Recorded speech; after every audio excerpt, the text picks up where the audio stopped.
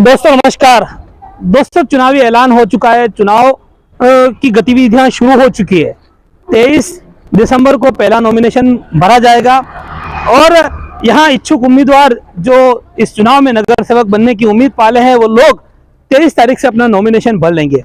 अब यहां 23 तारीख आने में सिर्फ चंद दिन बचे हैं, लेकिन अब तक राजनीतिक पार्टियों के कैंडिडेट जो है वो घोषित नहीं हुए, जाहिर नहीं हुए हैं। कहीं ना कहीं यहाँ राजनीतिक पार्टियों की दुविधा भी साफ दिखाई दे रही है। एक तरफ पार्टियों में उम्मीदवार काफी बताया जा रहा है, तो दूसरी तरफ पार्टियों के बीच आपसी गठबंधन का फॉर्मूला जो है वो तय नहीं हो पा रहा है। और सबसे बड़ी दिक्कत इस बार यह है कि इस बार जो चुनाव होने हैं तो इस बार हर एक वोटर को 4 वोट देने हैं, और ऐसे में जो पैनल आएगा उस पैनल को लेकर राजनीतिक पार्टियां काफी कंफ्यूज है कि कैसे गठबंधन करा जाए, किस तरह से किसके चुनाव चिन्ह पर कौन लड़ेगा, यहाँ चुनाव चिन्ह क्या मिलेगा पैनल को, इसको लेकर राजनीतिक पार्टियों की हालत इस समय खराब है। तो दोनों ही मुख्य गठबंधन, फिर वो महाविकास आघाड़ी हो या वो महायुति हो, दोनों के लिए दुविधा है कि इस समय फॉर्मूला क्या तय किया जाए। एक तरफ नेगोशिएशन हो नहीं पा रहा है कि कितनी सीटें किसको दी जाएगी, तो दूसरी तरफ अगर नेगोशिएशन हो भी जाता है तब भी ये दिक्कत है कि क्या कोई एक दूसरे के सिंबल पर चुनाव लड़ेगा।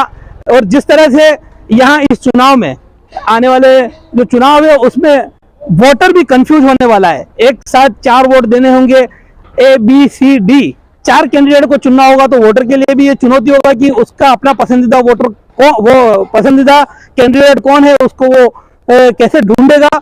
आज भी हमारे देश में इतनी लिटरेसी नहीं है, आज भी लोग सिंबल को ज्यादा प्रेफर करते हैं नाम के बजाय। तो यही आगे दिक्कत आने वाली है, और यही दिक्कत पर फिलहाल ऐसी सूत्रों के हवाले से खबर सामने आ रही है कि राजनीतिक पार्टियां वो फिलहाल कंफ्यूज है।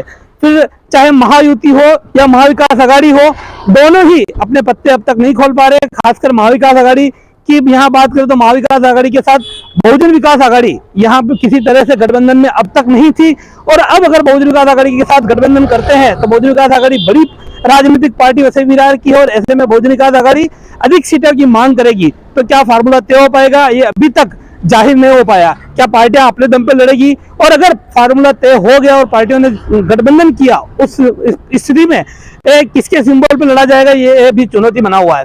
तो फिलहाल जो है पूरा यहाँ पर कैंडिडेट को लेकर अभी तक कंफ्यूजन बरकरार है, और इस बारे में हम लगातार आपको अपडेट देते रहेंगे। जैसे ही लिस्ट सामने आनी शुरू होगी हम आपको इसकी जानकारी हमारे इस वीडियो के माध्यम से देते रहेंगे। फिलहाल इस वीडियो में इतना ही। नमस्कार, जय। हमारे चैनल सैफ न्यूज लाइव पर अपने व्यापार और सेवा से संबंधित विज्ञापन प्रसारण हेतु दिए गए मोबाइल नंबर पर संपर्क करें।